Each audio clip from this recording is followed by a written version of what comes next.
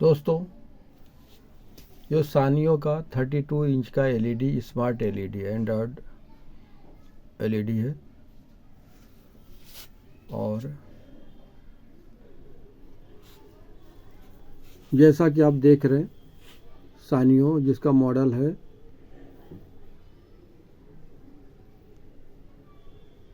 XT32R HD4S।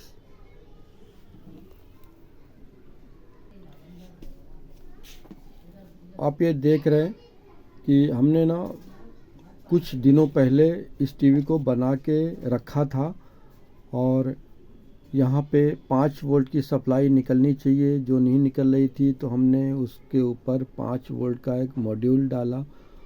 तो दोस्तों, हमने बनने के बाद फिर टीवी चालू हो गई थी। फिर बनने के बाद हमने तकरीबन 2-3 दिन सुबह शाम चलाया, 3-3 4-4 5-5 घंटा बराबर चली।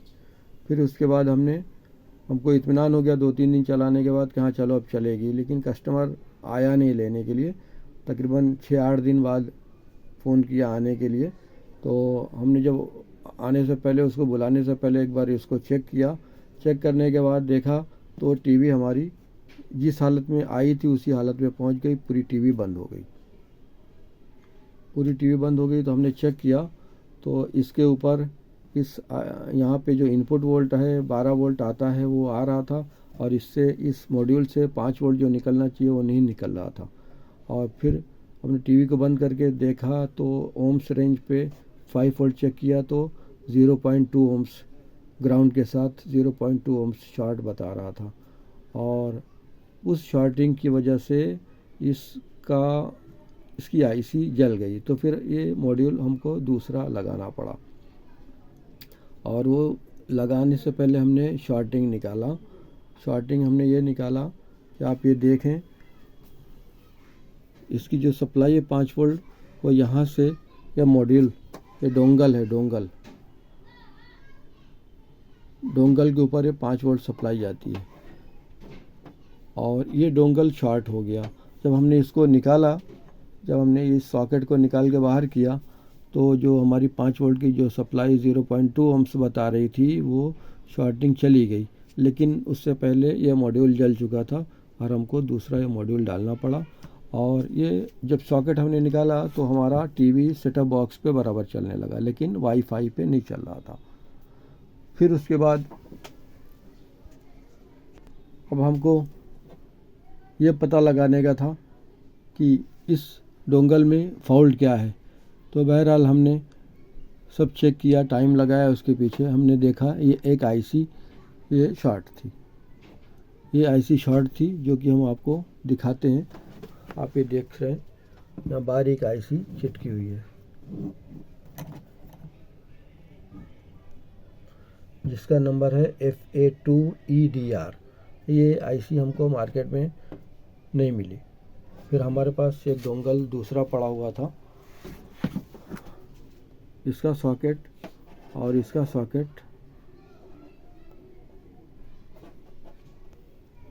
सेम नहीं है, वरना हम ये डोंगल ही दूसरा बदल देते। ये सॉकेट इसका अलग है, इसका सॉकेट छोटा है, इसका बड़ा है। तो हमने इसकी आईसी की जो सर्किट थी वो मैच कर रही थी। हमने इस आईसी को यहाँ से निकाला और इसमें बैठा दिया। उसकी निकली हुई आईसी हमने इधर चिटका दिया।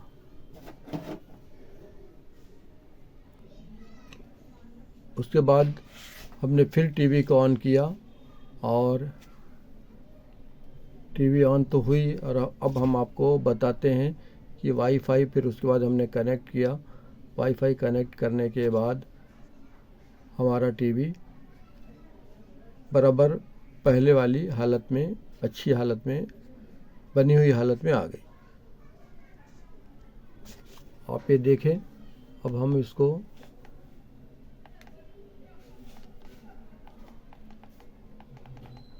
वाचियस गेस्ट पे लेके गए, और